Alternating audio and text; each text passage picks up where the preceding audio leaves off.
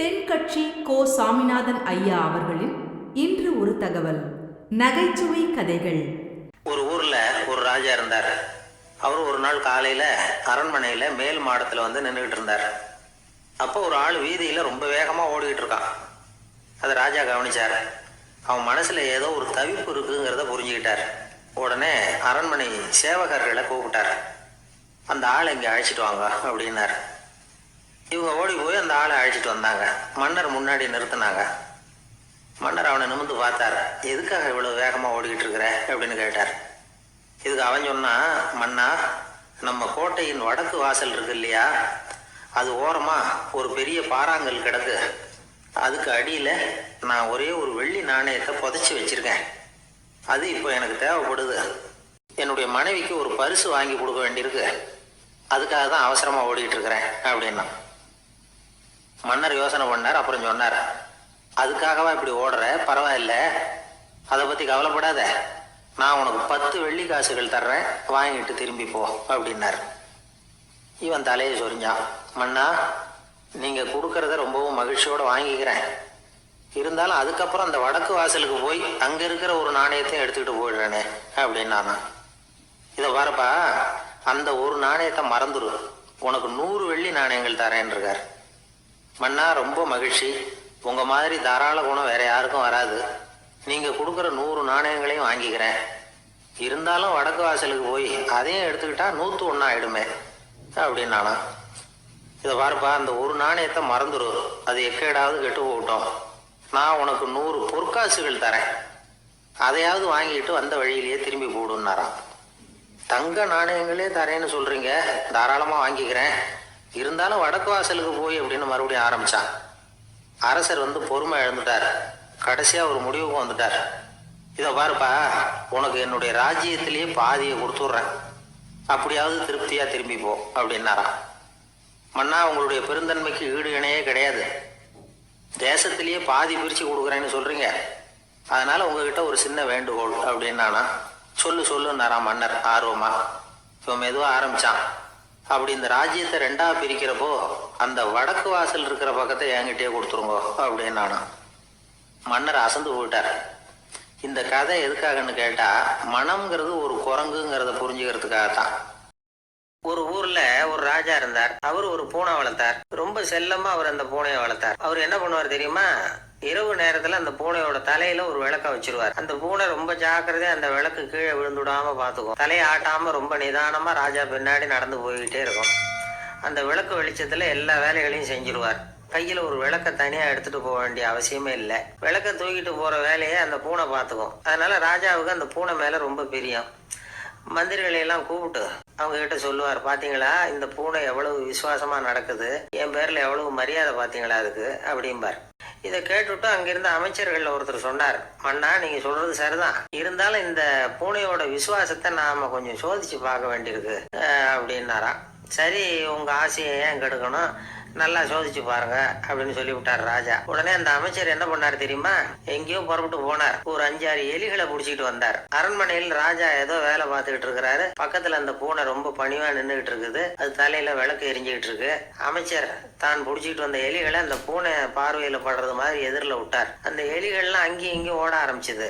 அதை பார்த்தது பூனை. அவ்வளவுதான். தலையில இருக்கிற விளக்க பத்தியும் கவலைப்படல, ராஜாவை பத்தியும் கவலைப்படல. ஒரே பாய்ச்சல பாஞ்சு எலிகளை துரத்த ஆரம்பிச்சுட்டுது. தலையில இருந்த விளக்கு எங்கேயோ போய் விழுந்தது, அணைஞ்சு போச்சு. இருட்டுல ராஜா தடுமாற ஆரம்பிச்சுட்டார். இந்த சமயத்துல அந்த அமைச்சர் மறுபடியும் விளக்க ஏத்தினார். வெளிச்சம் வந்தது. அதுக்கப்புறம் அந்த அமைச்சர் பேசினார், அரசே, பூனையோட விசுவாசத்தை பாத்தீங்களா? எலி அது கண்ணுல படுற வரைக்கும் தான் விசுவாசமா இருந்தது. அது மாதிரி எலிய பார்த்ததும் எல்லாத்தையும் விட்டுட்டு அதை துரத்த ஆரம்பிச்சுட்டு பாத்தீங்களா? தான் வந்து அந்த பூனையை பத்தி நினைச்சது தப்புங்கிறது அதுக்கப்புறம் தான் அந்த ராஜாவுக்கு புரிஞ்சுதான். சரி, இப்ப எதுக்கு இந்த கதையெல்லாம் அப்படிங்கிறீங்களா? இந்த பூனை மாதிரி தான் நம்ம மனசும். மனசை வந்து எவ்வளவுதான் பயிற்சி கொடுத்து பக்குவமா வச்சிருந்தாலும் பாக்குறதுக்கு பரமசாது மாதிரி தான் இருக்கும். பார்க்க வேண்டியதை பார்த்துட்டுதுன்னா பாஞ்சிரும். இந்த பூனை மாதிரி புலன் இன்ப பொருள்கள் கிட்டாத வரைக்கும் மனம் அடங்கி இருக்கிறது மாதிரி தான் தெரியும். கொஞ்சம் வாய்ப்பு கிடைச்சாலும் அது குதிக்க ஆரம்பிச்சிடும், தப்பு பண்ண ஆரம்பிச்சிடும். பெரிய பெரிய முனிவர்கள் வாழ்க்கையில நடந்த வீழ்ச்சி இதை தான் நிரூபிக்குது. புலன்களின் ஆற்றல் அதிகம், அதனால மனக்கட்டுப்பாடு பயிற்சிகள்ல ரொம்ப எச்சரிக்கையா இருக்கணுங்கிறார் சுவாமி சிவானந்தர். மது பழக்கத்தையே விட்டுட்டேன்னு உறுதியா இருப்பான். கடை கண்ணுல பட்டுட்டுதுன்னா கால் அவனை கேட்காமலே இழுத்துக்கிட்டு உள்ள போயிடும். இதுதான் மனசுங்கிறது. அதுதான் அந்த ராஜா வளர்த்த பூனை. நம்மால் ஒருத்தன் அந்த ராஜா பூனை தலையில விளக்க வச்சது மாதிரி இவன் தன்னுடைய தலையிலேயே ஒரு விளக்க ஏற்றி வச்சுக்கிட்டு என்னத்தையும் தேட ஆரம்பிச்சான். தேடிட்டு இருக்கிறான். தலையை ஆட்டாம நிதானமா நடந்து ரொம்ப நேரமா தேடிட்டு இருக்கிறான். அந்த சமயம் அங்க வந்த ஒருத்தர் என்னத்தை தேடுறீங்கன்னு கேட்டார். அதுதான் மறந்து போச்சு அப்படின்னு இழுத்தான். சரி, கொஞ்சம் இப்படி உட்காருங்க, ஞாபகம் வந்ததுன்னு தேட ஆரம்பிக்கலாம் அப்படின்னாரு அவரு. கொஞ்ச நேரம் உட்காந்து யோசிச்சான். அப்புறம் திடீர்னு எழுந்திருச்சான். ஞாபகம் வந்துட்டுதுன்னா என்னன்னு கேட்டார். எங்க வீட்டுல இருந்த விளக்க எங்க வச்சேன்னு தெரியல, அதுதான் தேடிட்டு இருக்கிறேன், ஏத்தி வைக்கலாம்னு பாக்குறேன் அப்படின்னா. ஒரு ஊர்ல ஒரு ராஜா இருந்தார். அந்த ராஜாவுக்கு ஒரு மந்திரி. ராஜா ரொம்ப நியாயமானவர், நேர்மையானவர், கண்டிப்பானவர். தப்பு செய்யறது யாரா இருந்தாலும் தண்டனை கொடுப்பார். வேண்டியவங்களுக்கு ஒரு நியாயம், வேண்டாதவங்களுக்கு ஒரு நியாயம்ங்கிறதெல்லாம் அவர்கிட்ட கிடையாது. ஒரு சமயம் அரசவையில அந்த அமைச்சரே வந்து விதிமுறைகளுக்கு புறம்பா ஏதோ நடந்துகிட்டு இருக்காரு. ஒரு ஊர்ல ஒரு ராஜா இருந்தார். அந்த ராஜாவுக்கு ஒரு மந்திரி. ராஜா ரொம்ப நியாயமானவர், நேர்மையானவர், கண்டிப்பானவர். தப்பு செய்யறது யாரா இருந்தாலும் தண்டனை கொடுப்பார். வேண்டியவங்களுக்கு ஒரு நியாயம், வேண்டாதவங்களுக்கு ஒரு நியாயம்ங்கிறதெல்லாம் அவர்கிட்ட கிடையாது. ஒரு சமயம் அரசவையில அந்த அமைச்சரே வந்து விதிமுறைகளுக்கு புறம்பா ஏதோ நடந்துகிட்டு இருக்காரு. மன்னருக்கு கோபம் வந்துட்டுது. உடனே அந்த அமைச்சரை கிட்டத்துல கூப்பிட்டு அவர் கன்னத்துல ஓங்கி ஒரு அறை கொடுத்துட்டாராம். உடனே அந்த அமைச்சர் என்ன பண்ணாரு தெரியுமா? நேரா போனார். அங்க நின்றுகிட்டு இருந்த இன்னொருத்தர் கன்னத்துல ஓங்கி அரைஞ்சார். அரை வாங்கினவர் திகைச்சு போயிட்டார். இவர் ஏன் நம்மள வந்து அரைகிறார் அப்படின்னு யோசனை பண்ணார். மன்னரும் திகைச்சு போயிட்டார். நாம இவர் அரைஞ்சா அதுக்காக இவரு போய் இன்னொருத்தர் அரையணுமா அப்படின்னு யோசனை பண்ணார். அவர் இவருக்கு என்ன பைத்தியமானு கூட நினைக்க ஆரம்பிச்சுட்டார். ஆனா என்ன ஆச்சுன்னா, அப்புறம் அமைச்சர் அவர் கவனிச்சுக்கிட்டு இருந்தாரா, அவர் இன்னொருத்தர் அரைஞ்சார் இல்லையா, அந்த அரை வாங்கின ஆசாமியை பார்த்து கத்திக்கிட்டு இருந்தார். யாரு? அமைச்சர். ஏன்பா என்கிட்ட அறைய வாங்கிட்டு இப்படி விவரம் இல்லாம நின்றுட்டு இருக்கிறிய, நான் உனக்கு கொடுத்ததை நீ வேற யாருகிட்டயாவது கொடுத்துரு அப்படின்னா. உடனே அந்த ஆள் பார்த்தான். தனக்கு அடுத்தபடியா நின்றுகிட்டு இருந்தவன ஓங்கி ஒரு அரை அரைஞ்சான். அவன் கண்ணத்தை தடவிட்டே யோசனை பண்ணான். இது ஏதோ புரிஞ்சுக்கிட்ட மாதிரி அடுத்தாப்புல நின்றுகிட்டு இருந்தவன அரைஞ்சான். இப்படி இந்த அறை வந்து மாறி மாறி போய்கிட்டே இருக்குது. ஊரு பூரா பிரயாணம் பண்ண ஆரம்பிச்சுட்டு. அன்னைக்கு ராத்திரி அந்த ராஜா படுக்கிறதுக்காக போனார். அந்த நேரம் பார்த்து அவர் கண்ணத்துல பலார்னு ஒரு அறை விழுந்தது. நம்மளே அரையிறது யாரு அப்படின்னு அதிர்ச்சியோட மன்னர் திரும்பி பாக்குறாரு. அரைஞ்சது அவரோட மனைவி. என்னாச்சு உனக்குன்னு கத்துனார் ராஜா. உங்களுக்கு தெரியாதா, ஊர் பூரா ஒருத்தர் மாத்தி ஒருத்தர் மூலமா இந்த அறை வந்து பிரயாணம் பண்ணிட்டு வருது அப்படின்னாங்க அந்த அம்மா. அப்படின்னா ஆரம்பிச்ச இடத்துக்கே வந்துட்டுதா அப்படின்னாராம் மன்னர். என்ன சொல்றீங்கன்னு கேட்டிருக்காங்க. இவர் விவரத்தை சொன்னாராம். அப்படின்னா நீங்க ஆரம்பிச்சு வச்ச இந்த விளையாட்டை நான் முடிச்சு வச்சுட்டேன் அப்படின்னாங்களாம் அந்த அம்மா. மறுநாள் காலை மறுபடியும் அரசவை கூடிச்சு அந்த அமைச்சர் மன்னரை பார்த்து கேட்டார். என்ன மகாராஜா, என்கிட்ட கொடுத்ததை திருப்பி வாங்கிட்டீங்களா அப்படின்னாராம். இப்படி நடக்கும்னு நான் எதிர்பார்க்கவே இல்லைன்னாரு மன்னர். ஆனா நான் எதிர்பார்த்தேன். அது எங்க போயிட போகுது, ஊர் பூரா சுத்தி கடைசியில உங்ககிட்ட தான் வந்து சேரும் அப்படிங்கிறது எனக்கு தெரியும் அப்படின்னாரு அமைச்சர். இந்த கதை வந்து வேடிக்கையா இருந்தா கூட இதுல உள்ள கருத்து முக்கியமானது. இந்த உலகத்துல பல கருத்துக்கள் இப்படிதான் மாறி மாறி சுத்தி வந்துகிட்டே இருக்குது. நம்மால் ஒருத்தன் தன்னுடைய நண்பன் ஒருத்தனை கடத்தெருல பார்த்தான். உடனே ஓடி போய் பலாருன்னு ஒரு அறை கொடுத்தானா. அவன் கண்ணத்தை தடவிட்டு ஏன்டா என்ன அரைஞ்சேன்னு கேட்டிருக்கான். நீ ஏன்டா என்ன முட்டாள்னு என் மனைவி கிட்ட போய் சொன்னேன் அப்படின்னு இருக்கான் அவன். உன்ன ஒரு முட்டாள்னு சொன்னதுக்காகவா நீ என்ன அரைஞ்ச அப்படின்னு கேட்டிருக்கான் இவன். ஏய், நான் அதுக்காக அறையலப்பா, அது ஒரு பெரிய ரகசியம். நான் முட்டாளுங்கிறது அந்த ரகசியத்தை நீ வந்து ஏன் எங்க வீட்டுல போய் சொன்னேன், அதுக்காக தான் அரைஞ்சேன் அப்படின்னு நானும் அவன். டி.என். ராஜரத்னம் பிள்ளை வந்து இறந்து போனார். அப்போ கவிஞர் கண்ணதாசன் எழுதினார். செவியனில் ஓடி எங்கள் சிந்தையில் ஓடி இந்த புவியெல்லாம் ஓடி நின்பார் பொங்கிய தோடி வேறிங்கு எவரிடம் போகும் ஐய இனி அதை காப்பார் யாவர் அவிந்தனின் சடலத்தோடே அவிந்தது தோடிதானும் அப்படின்னு எழுதினாராம். அந்த அளவுக்கு அவருடைய தோடியை வந்து ரசித்தவர்கள் உண்டு. அதே மாதிரி தோடின்னா என்னன்னு தெரியாமலே அவரை ரசித்தவங்களும் அந்த காலத்துல உண்டு. அதாவது ஒரு பெரிய சபையில இவர் வாய்ச்சிக்கிட்டு இருக்கிறார். பாதியில ஒரு பெரிய மனுஷன் உள்ள வந்தார். அவர் உடம்புல பட்டு வேஷ்டி, ஜருகை, அங்கவஸ்திரம், வாயில வெத்தலை, வாசனை புகையில, காதுல வைரக்கடுக்கன், கழுத்துல தங்க சங்கிலி, கை விரல் பூரா மோதிரம், கையில ஒரு வெள்ளி வெத்தலை பூட்டி, உதவிக்கு 2 பேர் பக்கத்துல. இவ்வளவு பந்தாவோட வர்றார் கச்சேரி கேட்கறதுக்கு. இப்படி வந்தவர் முதல் வரிசையில வந்து உட்கார்ந்தார். வித்வான் வாசிச்சு முடிச்சதும் இவர் அவரை பார்த்து, ஐயா, நீங்கள் தோடி வாசிக்கிறதுல ரொம்ப கெட்டிக்காரன்னு கேள்விப்பட்டிருக்கேன், அதை கேட்கறதுக்காக தான் மெனக்கிட்டு வந்திருக்கிறேன், அதை வாசிங்களேன் அப்படின்னாராம் இந்த பெரியவர். ராஜரத்னம் பிள்ளைக்கு ஒன்றும் புரியல. ஏன்னா இது வரைக்கும் அவர் வாசிச்சுக்கிட்டு இருந்ததே அந்த தோடி ராகத்தை தான். அதை வாய்ச்சி முடித்ததும் அதை வாசிங்களேன்னு இவர் கேட்குறாரு. அப்படின்னா இவரோட ஞானம் எப்படிப்பட்டது? இவ்வளவும் கேட்டுவிட்டு இப்படி கேட்குறாரே அப்படின்னு அவர் யோசிச்சிருக்கிறார் ராஜரத்னம் பிள்ளை. உடனே என்ன பண்ணார் தெரியுமா? பக்கத்தில் ரொம்ப சாதுவாக சுருதி போட்டுக்கிட்டு இருந்த ஒரு முதுகில் ஓங்கி ஒரு குத்து விட்டாராம். அவருக்கு ஒன்றும் புரியல, எதுக்கு நம்மளை அடிக்கிறார் இவர், நம்மளை குத்துறாரு வித்வான்னு. அவர் அதிர்ச்சியால் இவர் நிமிர்ந்து பார்த்துருக்கார். அப்போ ராஜரத்னம் பிள்ளை சொன்னாராம், ஏய்யா ஐயா பெரிய மனுஷன், என்னுடைய பரம ரசிகர், தோடி ராகம் கேட்கணுங்கிறதுக்காக இவ்வளோ தூரம் வந்திருக்கிறார், வந்து வரிசையில் உட்காந்துருக்கார். நீ இந்த சமயம் பார்த்து தோடி ராகம் வாசிக்கிற நாதஸ்வரத்தை வீட்டில் வச்சுட்டு வந்துட்டியே, இப்போ ஐயாவுக்காக அந்த ராகத்தை நான் எப்படி வாசிக்கிறது அப்படின்னு சொல்லிவிட்டு மறுபடியும் முதுகில் ஒரு அடி கொடுத்தாராம். அடி வாங்கினவருக்கே சிரிப்பு அடக்க முடியலையா. இமயமலை அடிவாரத்துல ஒரு மடம், அங்க ஒரு சன்னியாசி இருந்தார். அவர்கிட்ட ஒருத்தர் வந்தார். சுவாமி, ஆசைய உதற நினைக்கிறேன், முடியல, ஒட்டிக்கிட்டே வருது அப்படின்னாரா. இப்படி உட்கார ஒரு கதை சொல்றேன். ஒரு ஊர்ல ஒரு ஆள் இருந்தான். அவன் பேரு குப்புசாமி. அவன்கிட்ட எப்பவும் ஒரு பழைய தொப்பி இருக்கும். அதனால அவனை எல்லாரும் தொப்பி சாமி அப்படின்னு தான் கூப்பிடுறது வழக்கம். ஒரு புது தொப்பி வாங்கிக்கப்படாதப்பா அப்படின்னு நண்பர்கள்லாம் சொல்லி பார்த்தாங்க. பணத்துக்கு எங்க போவேன் அப்படின்னு விட்டானா. பணம் வச்சிருக்கான், செலவு பண்ண மனசு வரல, மகா கஞ்சன். பழைய பாட்டில்கள்லாம் வாங்கி வித்துக்கிட்டு இருந்தான். இப்படி ஒரு தடவை பழைய கண்ணாடி சாமான்களை ஏலத்தில் எடுத்தப்போ அதுல ஒரு அருமையான சென்ட் பாட்டில் கிடைச்சது. உடனே ஒரு ஐடியா பண்ணான். அந்த சென்ட்டை வந்து சின்ன சின்ன பாட்டில்கள்ல அடைச்சி ஜன்னல் ஓரமா அடுக்கி வச்சுட்டான். அதை வித்தா நிறைய பணம் கிடைக்குமே. அதனால அந்த நேரம் நண்பன் வந்தான். ஏண்டா உன் பழைய தொப்பியை மாத்தப்படாதா, ஊர்ல எல்லாரும் கேலி பேசுறாங்களே ஒன்னு தொப்பி சாமின்னு அப்படின்னு சொல்லி கேட்டிருக்கான். இந்த சென்ட் பாட்டில் வித்ததும் பணம் வரும், அதுக்கப்புறம் பார்க்கலாம் அப்படின்னு நானா. இவன் சரி வா நீச்சல் குளத்துக்கு போயிட்டு வருவோம் அப்படின்னு கூப்பிட்டுருக்கான் நண்பன். 2 பேரும் போனாங்க. அதே நேரம் அந்த ஊர் நீதிபதியும் அங்க குளிக்க வந்தாராம். அவர்கிட்ட இருந்தது விலை வசந்த ஒரு புது தொப்பி. அதை அங்க இருந்த ஸ்டாண்ட்ல மாட்டி விட்டு குளிக்க போனார். இதுக்கடையில குப்புசாமி குளிச்சுட்டு வந்தான். அவனுடைய பழைய தொப்பியை காணல. அந்த புது தொப்பியை பார்த்தா இது நண்பனுடைய வேலை தான் அப்படிங்கறதாக புரிஞ்சுக்கிட்டு அதை எடுத்து மாட்டிட்டு வந்துட்டான். நீதிபதி குளிச்சுட்டு வந்து பாக்குறாரு, தொப்பியை காணும். போலீஸ்ல புகார் கொடுத்தார். அவங்க வந்து தேடினாங்க. ஒரு மூலையில பழைய தொப்பி கிடைச்சது. அடடா இது நம்ம குப்புசாமியோட தொப்பி இல்லையா அப்படின்னு நானா ஒருத்தன். உடனே அவன் வீட்டுக்கு தேடிட்டு போயிருக்காங்க. அங்க போய் பார்த்தா புது தொப்பி அங்க இருக்குது. உடனே அவனுக்கு 1000 ரூபாய் அபராதம் போட்டாங்களாம். அவன் பணத்தை கட்டி விட்டு ரொம்ப எரிச்சலோட வீட்டுக்கு வந்தான். பழைய தொப்பி கண்ணுல பட்டது. மறுபடியும் உன்னால தானே எனக்கு 1000 ரூபாய் நஷ்டம் அப்படின்னு சொல்லி அதை எடுத்துக்கிட்டு அப்படி போயிருக்கான். அந்த ஊர் குளத்துல வீசி எரிஞ்சுட்டு வந்துட்டான். அது மீன் பிடிக்கிற ஒருத்தன் கையில சிக்கிச்சு. அவன் வர்ற வழியில அதை எடுத்து வேகமா வீசி எறிஞ்சான். அது நேரா குப்புசாமி வீட்டு ஜன்னல் வழியா உள்ள வந்து இந்த சென்ட் பாட்டில்கள் மேல விழுந்து எல்லாம் உடஞ்சி நொறுங்கி போச்சு. குப்புசாமி பார்த்தான். தோட்டத்துல ஆழமா ஒரு குழியை வெட்டினான். அந்த தொப்பியை போட்டான், மூடி விட்டான். இதை அடுத்த வீட்டுக்காரன் பார்த்தான். மறுபடியும் போலீஸ் குழியை தோண்டினாங்க. பழைய தொப்பி மறுபடியும் வெளியில வந்தது. எல்லாரும் சிரிக்கிறாங்க. அன்னைக்கு ராத்திரியே அந்த தொப்பியை எடுத்துக்கிட்டு நேரா புறப்பட்டான். ஒரு கல்லுல அதை சேர்த்து கட்டி குடிநீர் தொட்டி இருக்கும்ல அதுல போட்டுட்டு வந்துட்டான். இனிமே என்ன பண்ணும் பாப்போம்னு. ஒரு நாள் திடீர்னு குழாயெல்லாம் அடப்பட்டு போச்சு. மாநகராட்சி அலுவலர்கள் வந்து என்னன்னு பார்த்தா இது குப்புசாமியோட தொப்பிங்கிறது தான் எல்லாருக்கும் தெரியுமே. உடனே குடிநீரை வந்து பாழாக்கணத்துக்காக குப்புசாமிக்கு கோர்ட்டு 2500 ரூபாய் அபராதம் போட்டுட்டுது. அதையும் கட்டி விட்டு வெளில வந்தான். கடைசியா முடிவு பண்ணா ஒரு நெருப்பு குச்சியை கிழிச்சா, தொப்பியை கொளுத்தினான். எரிஞ்சது. எடுத்து வெளில எரிஞ்சான். கொஞ்ச நேரத்துல தீ அணைப்பு படம் வந்துட்டுது. ஆமா, இவன் எடுத்து எரிஞ்சது வெளியில விழுந்து வீட்டு ஊரையே பத்திக்கிட்டு எரிய ஆரம்பிச்சுட்டுது. அவனோட பணத்தாசையும் அதோட சேர்ந்து எரிஞ்சு போச்சான். இப்படி ஒரு கதை. இந்த கதையை சொல்லி முடிச்சார் அந்த இமயமலை அடிவாரத்துல இருந்த சன்னியாசி. இப்ப அந்த குப்புசாமி எங்க இருக்கிறான்னு கேட்டார் எதிரில இருந்தவர். இதோ உன் எதிரிலே இருக்கிறான், நான் தான் அந்த குப்புசாமி அப்படின்னாரான் அந்த சன்னியாசி. ஒரு கடைக்கு போனேன், 5 ரூபா பணத்தை எடுத்து கொடுத்தேன். ஒரு தினசரி பத்திரிகையை கேட்டேன். அவரு உடனே அங்கே அடுக்கி வச்சிருந்த பத்திரிகையில் ஒன்று எடுத்து என் கையில் கொடுத்தார். வாங்கிக்கிட்டேன். மீதி பணத்தை எடுத்தார். அதையும் என் கையில் கொடுக்கணும்ல, கொடுக்கல.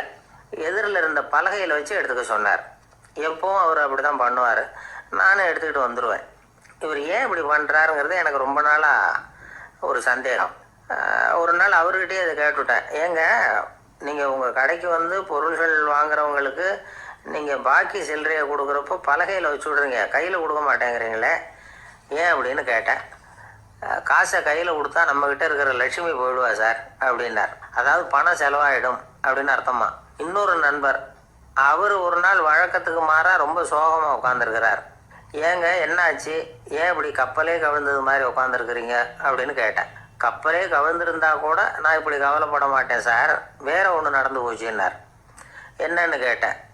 என் உச்சந்தலையில் பள்ளி ஒன்று விழுந்துட்டுதுன்னார். அதுக்காகவா இப்படி அப்படின்னு ஆச்சரியப்பட்டேன். ஆமாங்க, பள்ளி உச்சந்தலையில் விழுந்தா பலன் என்னன்னு பஞ்சாங்கத்தில் பார்த்தேன். மரணம்னு போட்டிருக்கு. அப்படின்னு சொல்லிவிட்டு அவர் தொடர்ந்து கவலைப்பட ஆரம்பிச்சிட்டார். இப்படியும் ஒருத்தர், என் கூட வேலை பார்க்குற ஒருத்தர் எப்படி தெரியுமா, தினமும் வலது காலை வச்சு தான் ஆஃபீஸுக்கு உள்ளே நுழைவார். என்னைக்காவது தவறுதலாக இடது காலை வச்சு உள்ளே வந்துட்டார்னா அன்னைக்கு பூரா மனசு சங்கடப்படுவார். எந்த வேலையும் சரியாக ஓடாது. கேரம் போர்டு ஆடுற ஒருத்தர் எப்போ ஆட உட்காந்தாலும் ஸ்ட்ரைக்கரை கை தவறி கீழே விழுற மாதிரி பண்ணி அதுக்கப்புறம் அதை எடுத்துக்கிட்டு ஆட உட்காருவார். ஏன்னா எப்போவும் ஒரு தடவை நிஜமாகவே அது கை தவறி கீழே விழுந்துருக்குது. அன்னைக்கு பிரமாதமாக ஜெயிச்சுட்டார். உடனே ஒரு முடிவுக்கு வந்துட்டார், கை தவறுனா லாபம் அப்படின்னு. அதுக்கப்புறம் அதையே பழக்கமாக்கிக்கிட்டார். பூனை குறுக்க போனால் சகனம் சரியில்லைன்னு நினைக்கிறவங்க உண்டு. ஆனால் ஒருத்தர் எப்படி தெரியுமா, அவர் வெளியில் கிளம்புற சமயம் பக்கத்து வீட்டு ரேடியோவில் மியாவ் மியாவ் பூனை குட்டின்னு பாட்டு சத்தம் கேட்டால் கூட போதும், சகனம் சரியில்லைன்னு பிரயாணத்தை கேன்சல் பண்ணிவிடுவார்.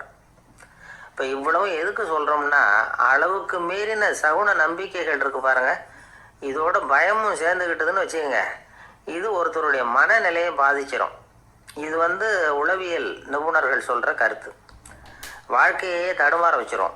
பாதுகாப்பு இல்லாத உணர்வு, ஒரு விதமான டிப்ரெஷன் மனநிலை, இதெல்லாம் தான் இதுக்கு காரணமாக அமையலாம். சில பேர் காய்கறி நறுக்க கத்தியை கையில் எடுத்தால் கூட நேரம் சரியாக இருக்கா அப்படின்னு பார்த்துட்டு தான் வேலையை ஆரம்பிக்கிறது வழக்கம். அறிவு தான் மனசுக்கு வாத்தியாராக இருக்கணும். அப்போ தான் வாழ்க்கை நிம்மதியாக இருக்கும். நமக்கு வேண்டிய ஒருத்தர் 10 பேர் கேட்ட கேள்விக்கு ஒரே பதில் சொல்லி சமாளித்தார்.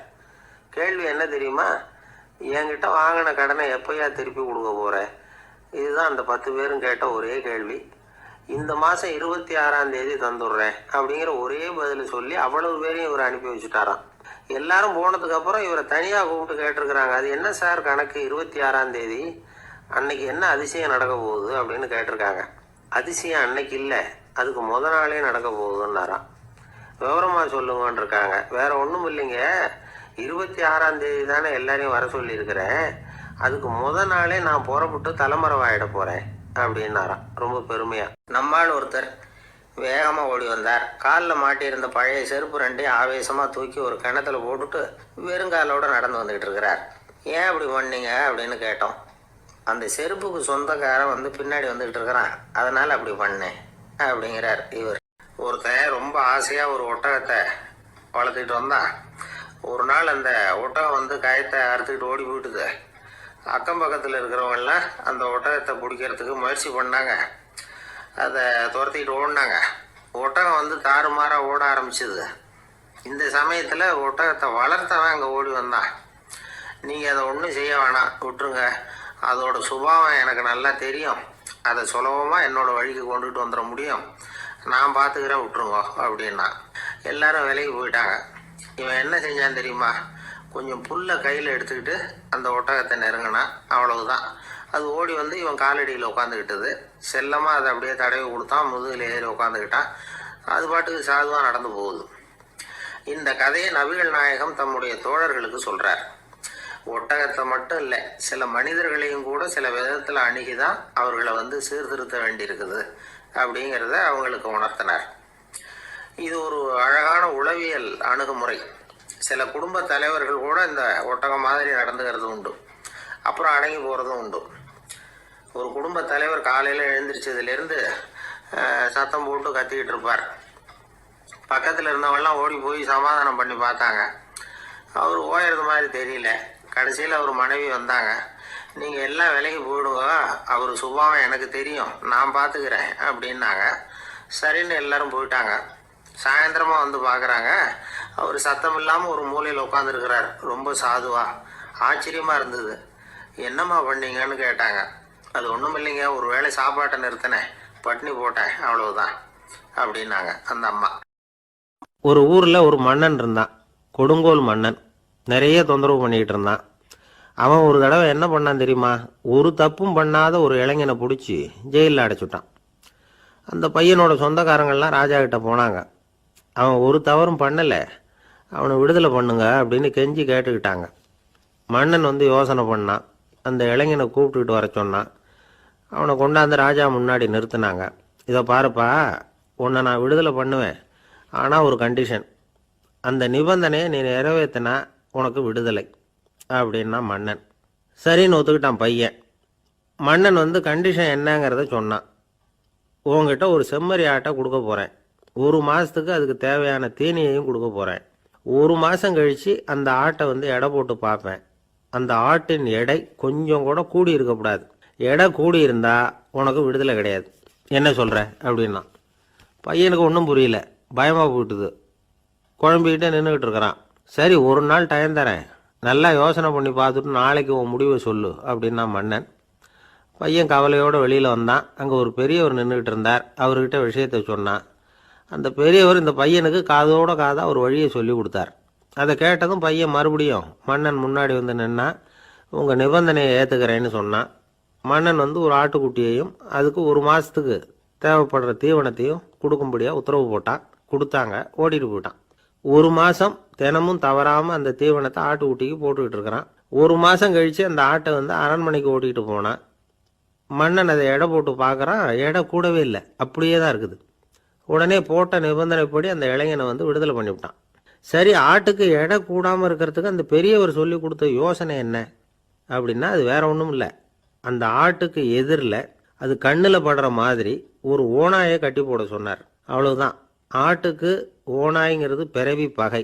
ஓநாயை பார்த்தா ஆடு நடுங்க ஆரம்பிச்சிரும், அவ்வளவு பயம். தினமும் அந்த ஆடு பயந்துக்கிட்டே தீனி சாப்பிட்டுது, எடை கூடல. அதுதான் ரகசியம். இது வந்து சின்ன பிள்ளைங்களுக்கான ஒரு கதை. இதிலேருந்து தெரிஞ்சுக்க வேண்டிய உண்மை என்னன்னா, நாமெல்லாம் சாப்பிட்றப்ப மனசும் உடம்பும் அமைதியாக இருக்கணும். அப்போ தான் அது உடம்புல ஒட்டும். அவசரத்துலையும் பயத்துலையும் சாப்பிட்டா அது சரியா ஜீரணமாகாது. இன்னொரு ராஜா இருந்தார். அவரும் ஒரு இளைஞனை ஜெயிலில் அடைச்சி விட்டார். விடுதலை பண்ணணும்னா ஒரு கண்டிஷன்னார். என்னன்னு கேட்டான். ஒரு ஆட்டுக்குட்டியை அவன் முன்னாடி கொண்டாந்து நிறுத்துவேன், நீ அதுக்கிட்ட ஒரு கேள்வி கேட்கணும், அதுக்கு சரியான பதிலை சொல்லணும். அப்படி செஞ்சுட்டா உனக்கு விடுதலைன்னார். இளைஞன் யோசனை பண்ணி பார்த்தான். சரின்னு ஒத்துக்கிட்டான். அது பிரகாரமே ஆட்டுக்குட்டியை பதில் சொல்ல வச்சுட்டான். என்ன நடந்தது தெரியுமா? ஆட்டுக்குட்டியை கொண்டாந்து நிறுத்தினாங்க. இவன் மெதுவாக அதுக்கிட்ட போனான். அது காதுகிட்ட போய் ஏப்ரலுக்கு அடுத்த மாதம் என்ன மாதம்னு கேட்டான். அது உடனே மேன்னு கத்திச்சு. இவன் விடுதலை. இன்று ஒரு தகவல். நகைச்சுவை கதைகளை கேட்டு ரசித்தமைக்கு நன்றி.